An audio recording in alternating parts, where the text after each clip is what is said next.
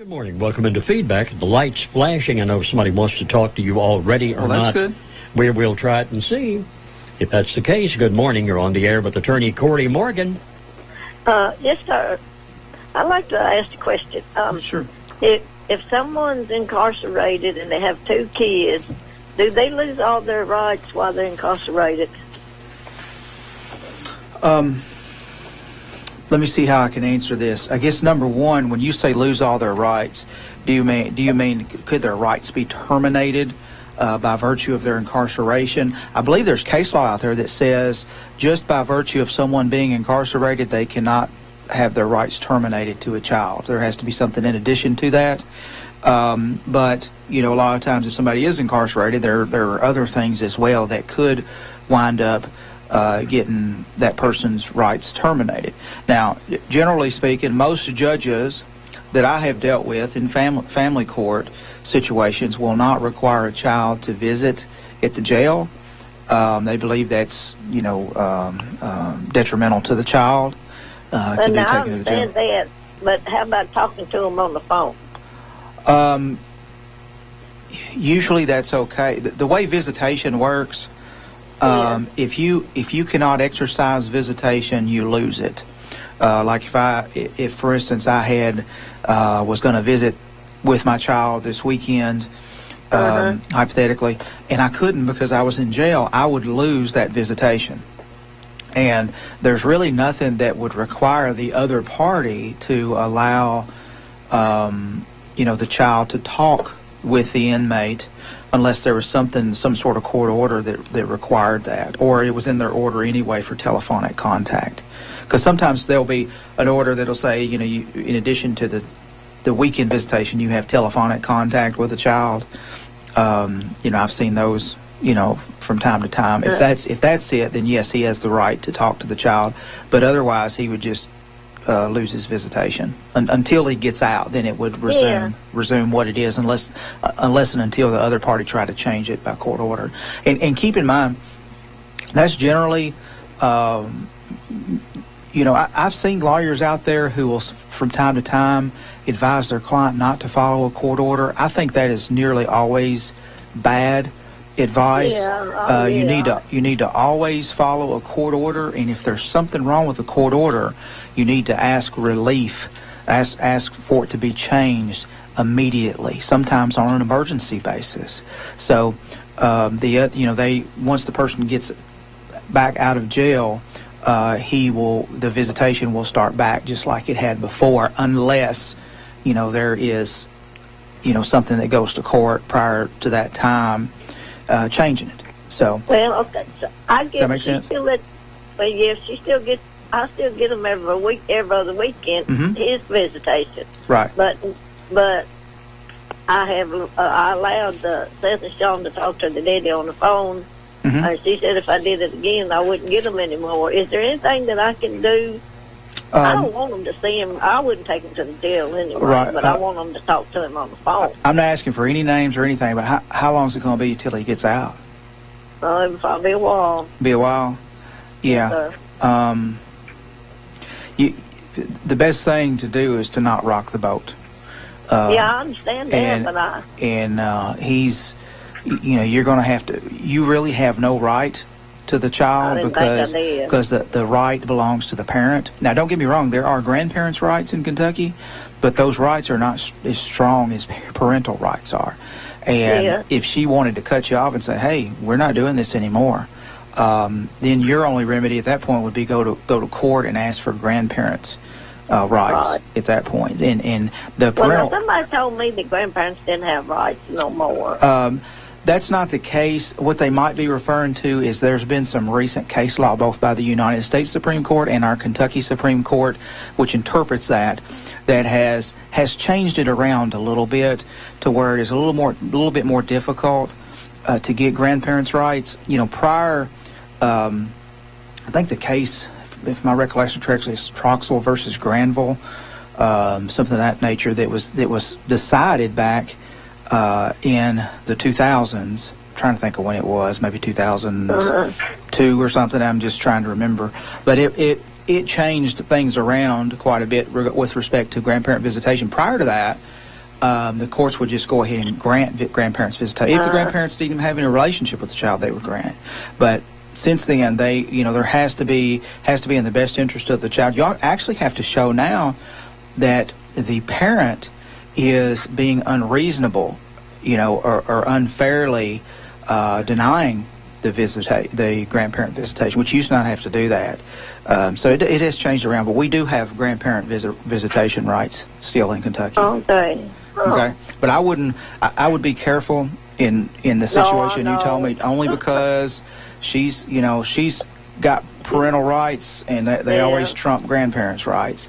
So if she's letting you have that, she probably, I don't know the person, I don't know any of the people you're talking about, but I know a lot of times, custodial parents will need a break, so they're happy to, let you keep the child for a weekend. But if she is, as long as I bow down to her.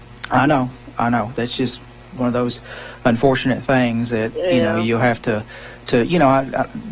I'm not saying do anything unreasonable, but her reasonable requests you'd have to abide by. So okay, I got you there, but I can take it to court and try to get grandparents' rights. That's correct. Now they won't be as much as you got now with seeing the child, but you can get grandparents' rights. Okie dokie. Well, thank you very much. Thank you. Thank you for calling. You have a blessed day. You too. Thank you, ma'am. All right. Bye-bye. Good morning. This feedback. You're on the air with attorney Corey Morgan. Yes. I have a question. I have a grandson, and his grandmother passed away, and his mother is deceased. And the 3 children are not wanting to give my grandson his part. Is there anything can be done about that? Okay. First of all, don't give me names at all, but how old is the grandson? He's 20. He'll be 24 the 10th of this month, and he lived with his grandmother. Okay, I see. And his mother passed away? Is that who you're saying passed away? Yes. Okay. And he is one of 4 children then? No. There's 3. His mother had 2 sisters and a brother. I got you. And his mother's passed away. Okay. Is he the only child? He's the only child of his mother. Okay. Yes. But did his mother pass away then, or his mother? Yes. Okay. She's been gone about 4 years. Okay. What about the grandmother? Did you mention that her grandmother passed away? She just passed away. I don't know, maybe a few months, maybe a year. I don't know. I got you. And you're saying the other 3 children are got the house for sale, the grandmother's house. Right. Was there a will when the grandmother passed away? I think it was, but I'm not sure. Of course, all that's going to depend on what the will says, as to whether the grandchild has a part or not. If there's not a will, the grandchild will actually take the mother's share. There's a statute that says that. Yeah, I'm the other grandmother. I see. Yeah, but the biggest thing, it's going to be probated at the courthouse of wherever the grandmother passed away. Well, can you find out, or how can you go about finding out about a will? That's what I was going to say. You can go to the courthouse. Wills are public record. So whenever there is a will, somebody passes away, the will is actually in the district clerk's office at the courthouse, and it's also at the county court clerk. It'll be filed at the county court clerk. So you can go to either of those offices and look that up. You can actually go to the office, for instance, if it is in Logan County, it would be the Logan district. No, it's in Hopkinsville. Okay, so you need to go to the Christian circuit clerk's office, and there'll be a district window there for Christian District Court, and just tell them you want to look at that file. Okay. And they'll let you look at it, and you can make copies of it. It's public record. You can make copies of whatever's in there. Okay, now go to what office? If you go in the Christian County Courthouse in Hopkinsville, you will see a circuit clerk's office there. Every courthouse has to have a circuit clerk. And part of the circuit clerk is also district, because it's going to be his Christian district court is where that's going to be heard. So all you need to do is go to that window and say, hey, I want to get a copy of a will from somebody, and look at the file. Okay. Thank you so much. You're welcome. Thank you for calling. Okay. We'll take a break. You can talk with Attorney Corey Morgan. He's here to answer your questions for you. Locally, 270-726-6100, or long distance, toll free 1-888-610. WRUS caller on the line. Stay with us. We'll be right back after these messages. You'll be up next. When you lose a loved one, a number of details must be worked out in a relatively short amount of time. The pressure of these decisions is only made worse by the grief the family is feeling. This is Wayne Reeves. Since 1959, our community has trusted Young Funeral Home to help them through this difficult time. As a family-owned funeral home, we understand the value of family and know that's how our friends and neighbors deserve to be treated. Young Funeral Home with chapels in Russellville and Auburn. The folks at Freeland Chrysler Dodge Jeep and Ram want to take this very special opportunity to wish you a Happy New Year. As a full-service dealer, Freeland offers a terrific selection of brand-new Chryslers, Dodges, Jeeps, and Rams, plus over 40 pre-owned vehicles on the lot. Will you be in need of new tires soon? Freeland offers the best brands in the business at a price so low you'd lose money if you didn't buy from them. Don't forget about their fantastic service department. You'll get an oil change starting as low as $19.83, or an oil change and tire rotation only $29.67. The team at Freeland can't wait to serve all your automobile needs in 2016. Again, Happy New Year's from Freeland Chrysler Dodge Jeep Ram. 1451 Bowling Green Road, Russellville. Call 270-725-4100 or shop online today at freelandcdjr.com. Good morning. This is Feedback. You're on the air with Attorney Corey Morgan. Good morning, Corey. Good morning. I've got a will question. Sure.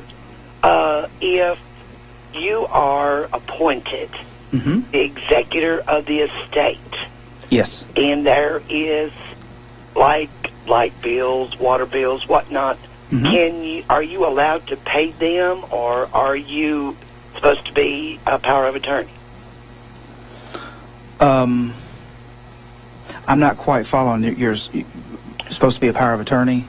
Well, see, like if my parent passed, and I'm the executor of his estate. Correct. If at the time he passes away and there is medical bills or light bills or something, are you allowed to write a check or transfer the funds to that particular place? Or generally, yes. Now, let me just kind of give you a rundown of what the powers include. Now, whenever somebody has a will and they're appointed by the will as an executor, that means essentially they're standing in the decedent, meaning the person who passed away's shoes, and they can do generally most anything that the decedent could have done. Now, the will does specifically have to have in it a power of sale to sell real estate. You know, if you're going to be selling real estate. Now, a lot of this depends on what actually is in the estate. One of the requirements of an executor is to not only inventory and collect assets, but also to protect them. And, you know, it's important if there's a house involved and you're the executor of an estate, and that house is likely going to be in the estate, you know, paying an electric bill, you know, paying insurance, paying property taxes, things of that nature are important to maintain the assets of that estate until you can, you know, get the estate assets distributed. So generally speaking, if it's a medical bill, that's something you don't pay until you make, you know, there's a 6-month period that you wait for claims to come in. Oh, okay. And you don't, the law lets you, if you want to pay them early, you can do that, but I advise against it, and here's why. If you pay it and it winds up there's more debts than there are assets, you could be responsible as the executor, you know, for money that you have paid. So it's best to just wait the 6 months, see what debts there are. Sometimes you may want to object to certain debts, you know, if you don't agree with something, because just because somebody makes a claim against an estate saying that they're owed money doesn't mean necessarily they are owed money. It could be I've seen several situations where, for one reason or another, that estate should not be liable for that liability, for that claim that came in. So generally speaking, if it's an ongoing monthly bill and it is necessary for preservation of an asset of the estate, it needs to be paid. But if it's something that is a debt, you need to wait until all the debts come in and see how much assets you have to distribute before you do that. Because if there are more liabilities than there are assets, you gotta give the assets pro rata, to the debts. So, in other words, if it's $1,000 medical bill and you're paying 80%, well, they're only going to get $800 rather than $1,000. So so it's important to do that. And I will say, the most important thing is whoever the attorney is that is helping you with that. To anytime you do something, ask them. Say, hey, I'm going to be doing this. Is this okay? And they'll let you know whether or not it's something you need to do. If there is a house involved, do you have to sell it? Well, sometimes you wind up having to sell it because it has to be sold to pay the bills of the estate. Some other times you can actually work out something with the creditors to where you don't actually have to sell the residence. Okay. Generally speaking, though, if there's somebody, if it needs to be sold to satisfy some of the debts and one or more of the beneficiaries want it sold, typically it's going to have to be sold. And if it's sold, the one of the other beneficiaries could always buy it at the sale. But it won't be nobody but me because I'm an only child. If that's the case, then you can there's a strong likelihood you'll be able to work out something to where you won't have to sell the residence. You can do other things. Okay. Thank you, Corey. You're welcome. Thank you. Thank you for calling. Let's take another call. Good morning. This is Feedback. You're on the air with Attorney Morgan. Hello, are you there? Hello. Yes. Yes. You're on the air. I have a question. Sure. There was a guy that he pawned a gun, and he went back to get the gun, and the pawn shop said that he was denied by the government, whatever federal law, for some reason, but they said it could be just a mess up of numbers because he didn't have anything against his record that should not allow him to get the gun. And in the meantime, you continue to pay the fees for the pawn. Right. But I was told by another guy who used to own a pawn shop that somebody that has like their gun license or whatever could take that ticket down to the pawn shop and pick up that gun. Is that correct? Gosh, I really don't know the answer to that. I can tell you that is correct, that whenever the gun is going to be returned to the person who pawned it, if there is any sort of issue, then it's not going to come back. And I'll say this too, and y'all probably heard on the news, that before we actually got started about President Obama is going to be issuing a bunch of executive orders relating to guns. So I expect this problem to get much, much worse before it gets better. Because it's actually a couple, and they've been paid on like monthly, but I was told by a previous gun shop owner that someone who has their concealed carry could take the actual pawn ticket down and pick up the gun. Yeah, I think so. I think it would be. I think you would need the pawn ticket, and you probably would need something written by the person who pawned it, saying that it is their property because they actually went through a process with the government to find out why he was denied, and they're so far behind, months behind, that it's it's costing lots of money to get this information. Sure. But we were just trying to find out where do you find out if a person with a concealed carry could go and pick up that gun, because this person's not got a felony, he's not got any major problem, you know, with the law. But they went in and the pawn shop said, no, you've been denied, and it's been like 4 months now. I see. Well, the pawnbroker, you know, doesn't have a right just to keep that gun. You know, if it's the only reason the pawnbroker's keeping the gun is because he would not give the gun, you know, to the owner because of what they said. Yeah, and we can't find out. You know, we keep calling the best, whatever the best way to do that is to give it to somebody who, you know, with a concealed weapons license, somebody who clearly is eligible to possess a firearm. Take that ticket along with the statement from the person that he is now the owner of the gun. Right. Because they'll be concerned too about like straw. You know, sometimes you get straw sales where you actually sell it to somebody, but it's really for somebody else, that sort of thing. And I'm kind of seeing from the pawnbroker's viewpoint, well, you don't want to give that to that person, knowing that they're going to just transfer it. You don't want to be in the hands of a person that's not supposed to have a gun. Correct. Right. Correct. And if they say, hey, this is the property of this other person, you know, then they take the ticket up there. They should be able to get the gun.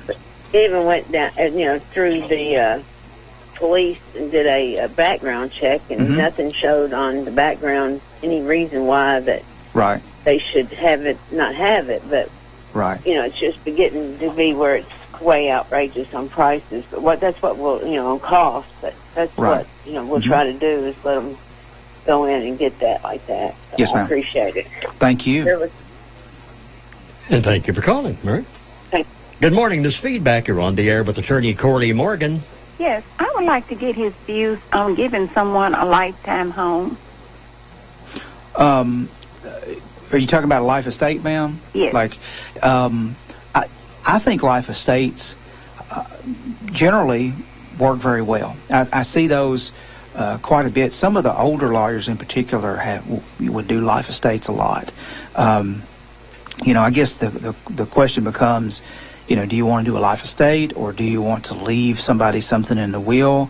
The problem with a life estate is once it's done, it's done. You can't undo it. So if you give the property to somebody and you maintain the life estate, you know, you can't later sell the property and move or anything like that. So it's best for people who are older and just want to ensure that they're usually it's children or whoever their relatives are that they're wanting to give the life estate to. They can see that during their lifetime.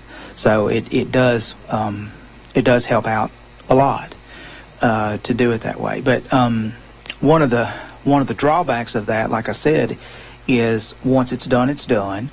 And it also there's some tax issues, tax implications that a person could have doing a life estate. So it's important, you know, to talk with a tax advisor, you know, on that, because sometimes, you know, sometimes it's better to actually inherit. Most of the time, it's better to inherit something through a will than it is to actually receive it during someone's lifetime, because it's called a stepped-up basis. You get a stepped-up basis in a home. So if you're going to live in the home, it's different than if you're going to sell the home. So if whoever you are given the residence to, if they're going to sell the home, it's actually much better for them to get it is an inheritance than to get it during someone's life.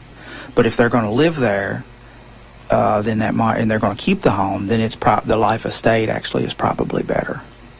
So most of the time, you know, attorney can look at just your individual situation and say, hey, this is the best way, you know, to do this to accomplish your goals. Because that's one of the things you do as an attorney is try to figure out what is it specifically that your client is wanting, and try to help them get that. So I hope that's kind of giving you an idea. I think it is a good thing. Most of the time, there's a few situations that it's not, but it's based on the facts and circumstances of what's going on. So in other words, you leave them like that, they can't rent the house and stay somewhere else. They can once, you know, say you have a husband and wife, and the husband and wife transfers this home to their 3 children, and they reserve a life estate. Well, the 3 children will get the home, but they won't get the home until both the husband and the wife have passed away. See what I'm saying? Then at that point, they will receive the home. They can sell it. One of them can live there. They can rent it out, whatever they choose to do. But if you have an example would be if you purchase the home for $40,000, and when you pass away, it's worth $100,000. Well, their basis would be the basis that you all had in it, which is $40,000.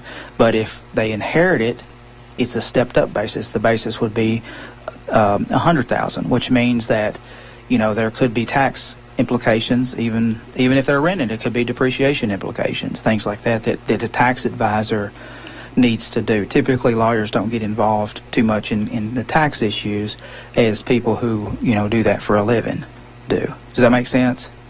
Depends on what the plans are of the family afterward as to whether it's a good idea or not. There's quite a bit to estate planning and figuring out what the best options are for not only the people who are the decedent, who pass away, but the people who will be dealing with the property.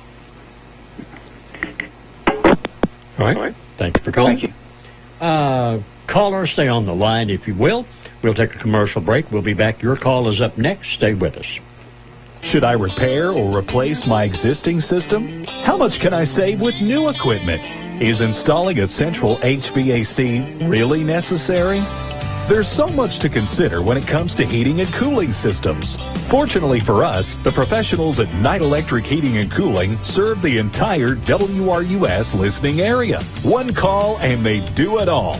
Call 270-726-3818 and put the power of Knight Electric Heating and Cooling to work for you.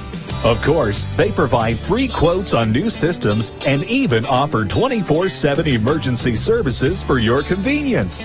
So if your unit dies during the middle of the coldest night or hottest day of the year, don't fret. Call the expert technicians at Knight Electric Heating and Cooling. Are you calling yet? 270-726-3818 and ask about any of their fantastic services today. Knight Electric Heating and Cooling, license number MO4318. This is Jerry White. This is David Guine. And this is Lindsay Flanders. We're all pharmacists at Raleigh White in Russellville. There are so many things that go on at the beginning of a new year. For many people, one of them is getting a new insurance card. We want to urge you to bring that new insurance card on in to Raleigh White now before you need a prescription filled. We will enter it into our computer system, and it will save you a lot of time when you do need to use it. Be sure to let us know the names of anyone else in your family that's covered by the card. Don't worry if your card has the name of a chain pharmacy or pharmacies on it. Don't think you have to go to that pharmacy. Here at Raleigh White, we can handle all insurance cards. Don't think you have to change pharmacies because you got a new card. And I would also like to mention something else we are always happy to do here at Raleigh White. We can answer all your questions about your medications and advise you on them. We'll be happy to take time to give you the information you need. Again, David, Lindsay, and I want to thank all of our loyal customers for your business and suggest that if you're not a regular Raleigh White customer, you give us a try here at Raleigh White in downtown Russellville. Another year is here, and with it comes more great savings from your Russellville Piggly Wiggly. Family pack sirloin and cut pork chops are 89 cents a pound. USDA Select Black Canyon Angus beef whole boneless sirloin tip $2.49 a pound. Get a 10-pound bag of Idaho potatoes or a 1-pound package of Florida strawberries, just $2.99. Pillsbury Grands biscuits are 99 cents a can. You'll find Hunt's pasta sauce starting at $1 a can. And Wesson cooking oil in the 48-ounce bottle, now $2.99. Get specials for under $1, like Campbell's chicken noodle or tomato soups, 79 cents a can. Banquet meal varieties, 99 cents a package. And red gold sauce, tomatoes or beans, just 99 cents a can. Of course, 24 packs of Nestle Pure Life bottled waters are 2 for $5. Last but not least, Red Baron 12-inch pizzas are 3 for $10. It's savings galore all over the store at your friendly and convenient Piggly Wiggly. In the Bethel Shopping Center, Russellville. And I might mention, of course, the local number, 270-726-6100. Long distance, toll-free, 1-888-610-WRUS. Good morning. This is Feedback. You're on the air with Attorney Corey Morgan. Good morning. Good morning. If you have a life insurance policy with a named beneficiary, does the money go to that named beneficiary even if there will be medical expenses left? That's a very good question. The answer is yes. It goes around the estate. It doesn't actually go into the estate, because if it went into the estate, it would be eaten up by the medical expenses. Right. You know, and nobody would receive it. So it'll go. It will, unless there is a beneficiary being the estate, or if the named beneficiary is dead or something like that, then it might revert to the estate. But generally speaking, that's why it's important to make sure the beneficiaries are always updated, you know, for insurance. Okay, then. Thank you so much. You're welcome. And thank you for calling. Good morning. This is Feedback. You're on the air with Attorney Morgan. Good morning. Good morning. Oh, my parents died this year. One of my parents, my I'm dad. sorry. Mm-hmm. And my mother had sold a lot of stuff to what was supposed to be a friend who took advantage of her before the 6-month period, didn't even pay my daddy's expense. And he, got motor vehicles and everything, and even had the audacity to tell us that he bought them to make money. They went to a local lawyer, and I find that unethical. Is it illegal? I'm not really sure if I have enough information to say whether it's illegal or not. It just, if I can get a little bit more from you, maybe I can get a better idea. Who is it that don't give me names of individuals, but what is the relationship of the one who sold the property? None. He's just kind of a shady business person with a paving company in town, and he saw an opportunity to, like he said, make money. I see. Stated that. They went to a lawyer, and he knew that my mother was not well and off her medication, but he just has a history of doing this type of stuff. I see. And unfortunately, I've seen people like that out there who are, are predatory. And, yeah, they read the paper, go to the obituary, go to the funeral home, and ask you what you're going to do with this stuff. Exactly. That's just about what happened. Right. Exactly. And then once the the dad dies and the mom's on her own, I know it's difficult. In answer to your question, it's probably not illegal. It's definitely unethical, but it depends on what the people knew and what they said. There's a lot of it's really fact specific as to how that person did that. Well, she has dementia and she has a thyroid problem, and that's a double whammy. And he knew that my mother wasn't thinking clearly. Right. 63 years of marriage. My dad hadn't even been dead maybe 3 months, so he was out there, burning the road up from Auburn to North Logan, getting everything he could. And then he had the nerve to tell us that he bought it to make money. Okay. But Mama didn't know what she was agreeing to. She didn't even know who she was. Days had went by that she didn't even... I mean, she married this man, but when she was 16, and they 63 years. Say now 53 years. I mean, she was in total shock. Right. You just get over that. And he was just a predatory in that. And they went to attorney, and he even had Mama pay $350 to the attorney to where he could get these good deals. I see. Well, I mean, you're saying that you think he knew about, the health condition of your mom. Yes, of course he did. Okay. Well, your best bet is to speak with somebody who, deals with those sort of, deals with criminal actions, and it'd be the county attorney's office. I really, just from what you tell me, those are really, really hard cases, to do. I mean, there's nothing illegal about making a bad bargain. There is something illegal about defrauding somebody, or taking advantage of that person when they're disabled. There's laws against that, but they're really difficult. I mean, it's a really difficult situation. But that's the best you can do is talk with the county attorney's office and see if there's anything that they can do to try to help you on that.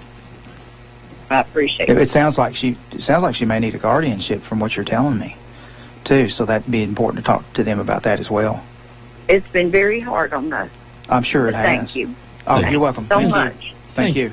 You are one of the best. Oh, thank you. I appreciate that. Thank you. And I truly mean that. I've had lots. Thank you so much. Thank you. Thank you for calling. Good morning. This is Feedback. You're on the air with Attorney Corey Morgan.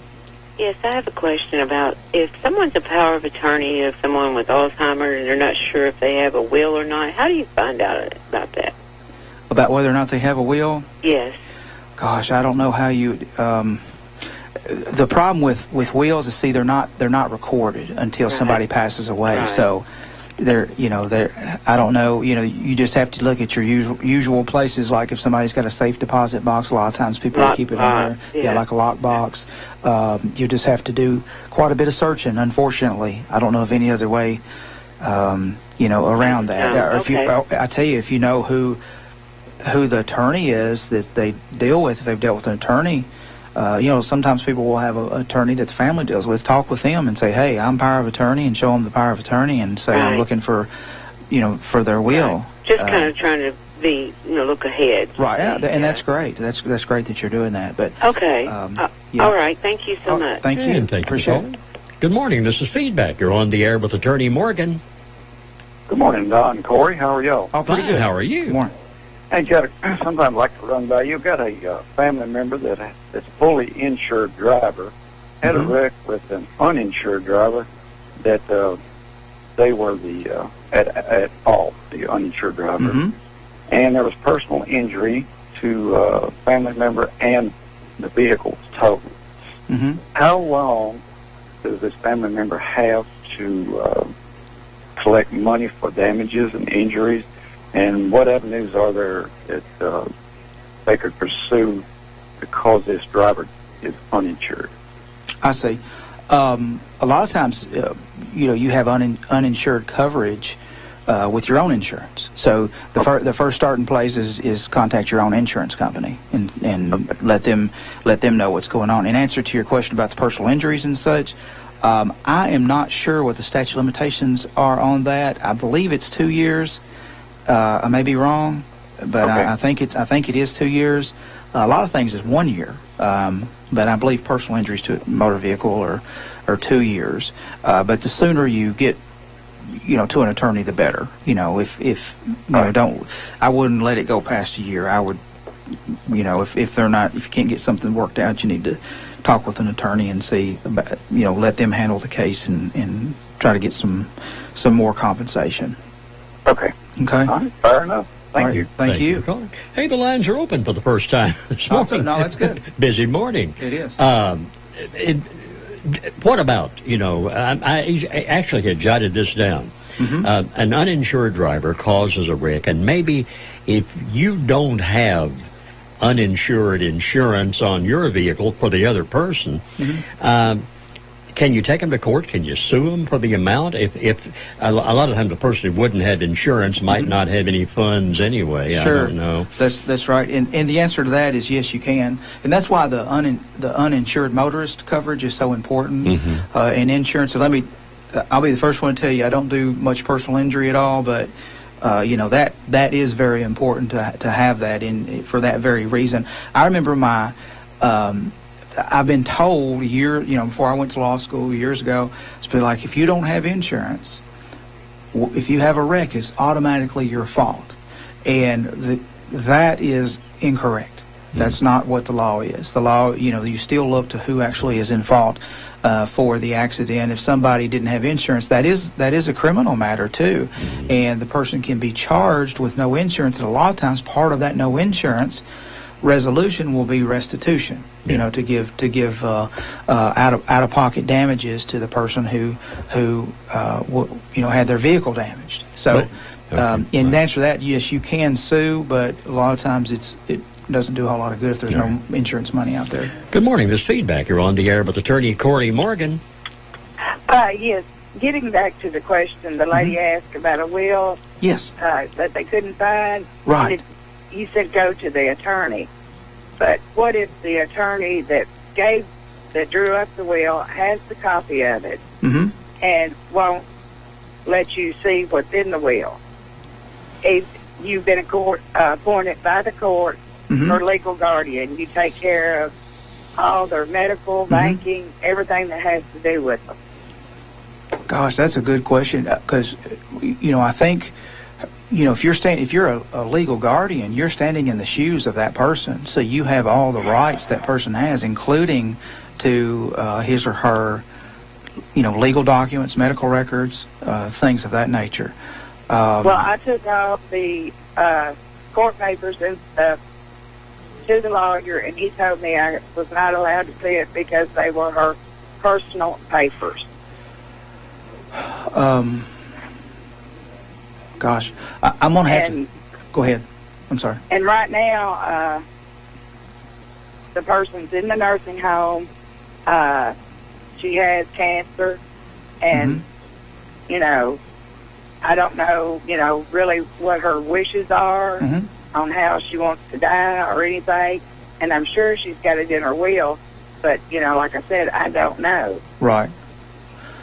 Ma'am, I'm at a loss on that. I don't know really how to answer that question. That's a difficult question.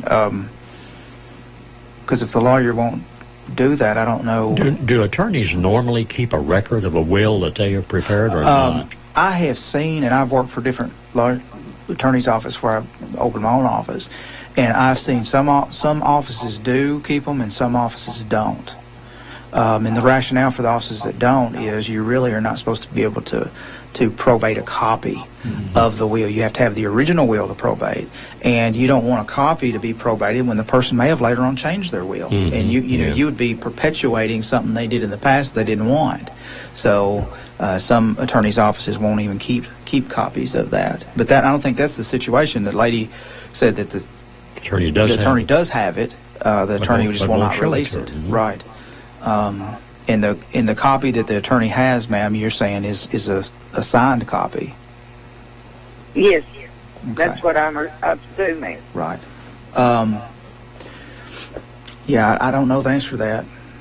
All right. I remember that radio show in Bowling Green when I was going to college. It was called Stump the Chump. And you have stumped the chump today because I don't know the answer to that.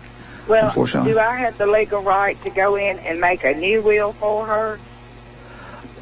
No, ma'am. I think it's got to be done by her. I think that's what the law is on that, if I recall correctly.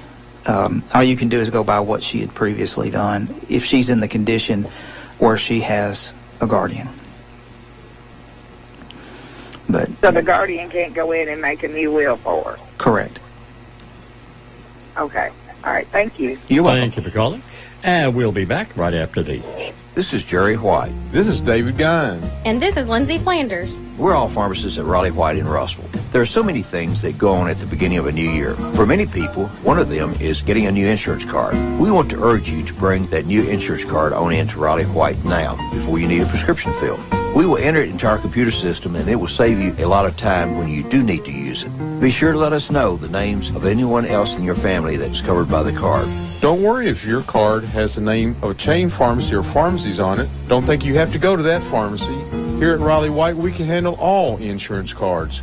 Don't think you have to change pharmacies because you got a new card. And I would also like to mention something else we are always happy to do here at Raleigh White. We can answer all your questions about your medications and advise you on them. We'll be happy to take time to give you the information you need. Again, David, Lindsay, and I want to thank all of our loyal customers for your business and suggest that if you're not a regular Raleigh White customer, you give us a try here at Raleigh White in downtown Russellville.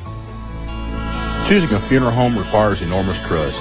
This is Joey Young. At Young Funeral Home, we've been earning the trust of Logan Countyans since 1959. Because we are a family-owned funeral home, we understand the importance of treating you like family. We invite you to call us at your time of need or come in and discuss the benefits of pre-planning a funeral with our staff.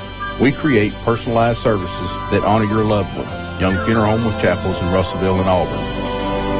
Busy morning today for Attorney Morgan. Usually when you come over, you have something that you've been dealing with, you particularly want to talk about, and we haven't had a chance to get around to that this morning. Something on your mind you want to particularly mention? Sure. Yes, and if you will, just stop me if we get another other call. First of all, the lady who called up just a moment ago and asked a wonderful question. I just wanted to, sometimes I want to double check myself because there's just a lot of information out there that some of which I know and some of which I'm not 100% sure.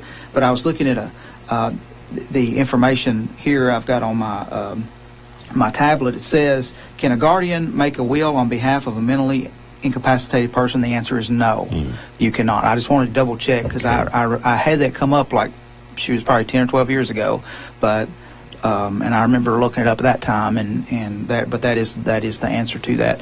Now, I would like to talk a little bit more about life estates, just because the lady that asked, she asked a very good question, and it's I feel like I'm giving a convoluted answer. I don't mean to, but there's just a lot to life estates. Now, when you have a life estate, that is a transfer of property, just as if you're gifting property to somebody. Now, I see every so often people will come in and their parents or the parents themselves come in and give their children the property and don't have a life estate. Well, if you do that, you run the risk of the children running you out of the house. Now, I know you think, well, my kids would never do that, but I've seen it happen, and that's one of the problems. I don't ever advise fully giving away property for that very reason, because you really put yourself in peril of somebody running you out of the house. That's why it is good to have a life estate, and in most situations, tax consequences aren't going to matter. So most instances, I'd say 9 times out of 10, a life estate's a great way to do that, because the people who receive the property, you get to ensure that they're actually receive it. In other words, if I give property to my children and I reserve a life estate, they actually own that property as soon as I pass away, and it's already recorded. They have a vested ownership in that property. But once again, I cannot sell the property. If I decide I want to, sell my property and move to Florida, I can't do that. I have to have the whoever is the remainderman, is what it's called, have to agree to that as well. Now, we've got a call. Good morning. You're on the air with Attorney Morgan. Oh, Don, how you doing? Good, fine. How are you? All right. Hey, it's Reggie. How you doing? Yes, pretty good. How are you? Good. Hey, I got a hypothetical. It ain't nothing that's actually happened. Okay. You get somebody to say fix a roof or fix an automobile or do anything, right? And they don't fix it. Just say you get somebody to fix a leaky roof, and it's still leaking when they leave. Right. Do you owe them? What point do you owe them? Is it the material, the labor? You pay the whole bill, or what? If you don't get what you pay for. Well, it depends on what they guarantee, what they say. Anytime you've got any sort of contract, whether it's an oral contract or a written contract, you got to figure out what are the terms of this contract. Did the person say, "I'll fix that roof for you"? And if they made that representation that he or she would fix the roof for you, and the person does not do that, then that is a breach of contract. Really, you don't. I mean, if they don't do what they say they're going to do, you don't owe them anything. Oh. Okay. Now, if it's something that's like if you go to a doctor. Now, a doctor never ever promises you that he's going to make you well. No. Okay. He or she's just doing what they feel is necessary to try to make you well. Right. So you're going to owe them regardless of whether you're well or you're not well. You're going to owe them. So it depends on what the terms are. If you take a vehicle into a mechanic and the mechanic says, yes, I'll take care of this, and the mechanic doesn't, then really, you have to take the vehicle to another mechanic to get it fixed. Well, that other mechanic,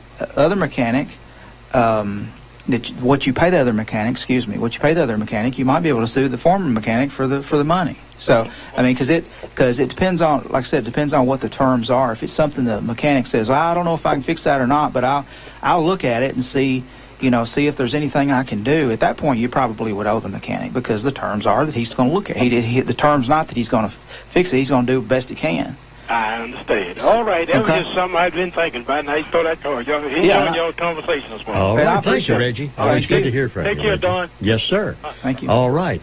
Anything else you wanted to get? You were moving around in there a while ago. I'm getting to a while ago before. Oh, that's fine. I'm just, since we're speaking of contracts, whenever you have a contract with someone, that's one of the classes you have the first year of law school. Contracts 1 and 2, because contracts are the basis for everything. Yeah. Anything, even divorces and such. You enter into a contract, a settlement agreement and such, and all those type of principles apply. But it's always best. I know this is common sense and all that, but it's always best to get everything in writing. I still,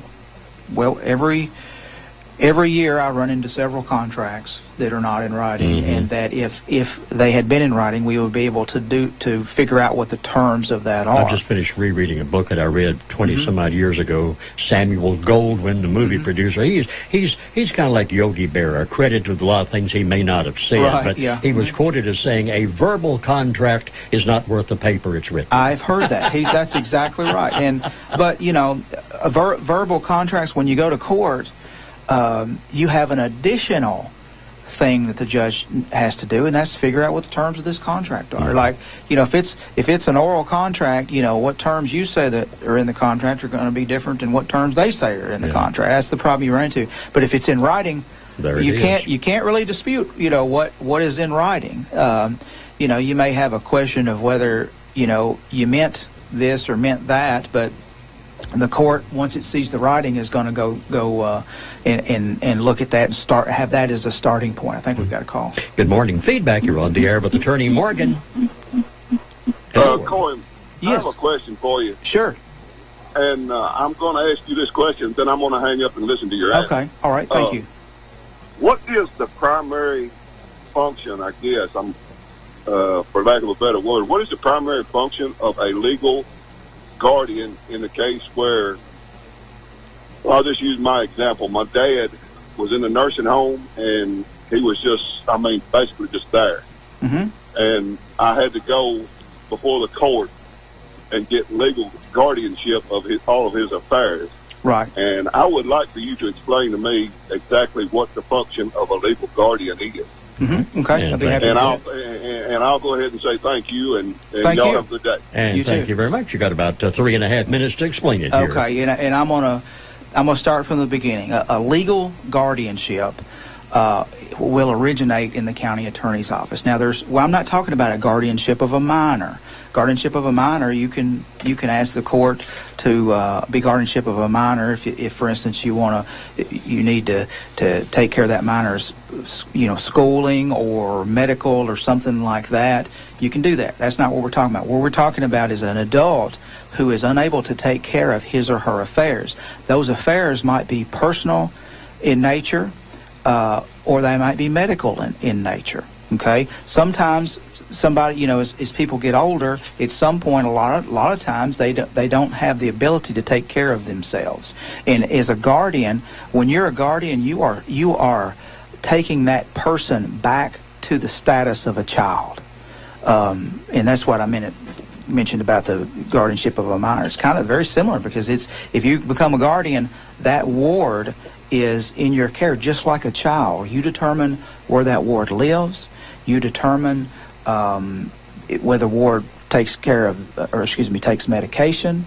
You determine everything regarding that person, and that's usually done because the person is unable to take care of his or her affairs. You know, if they get to the point to where they can't really understand, you know, how to make a financial transaction, then you've got to do the financial end as well. That's called being a conservator. So that's what the court will look to, whether to appoint you for personal affairs like medical and living, and, you know, whether or not you vote for the person, things of that nature. And there's also conservator financial issues where you take care of the finances for that person, because that person can take care of the finances. So those are the two primary functions that whenever you have a guardian that you do, and the court actually has to make that determination through a jury of 6 people. So if you're going to ask for a guardianship for somebody, you go to court. The county attorney's office of whatever county where the person resides, you go to court.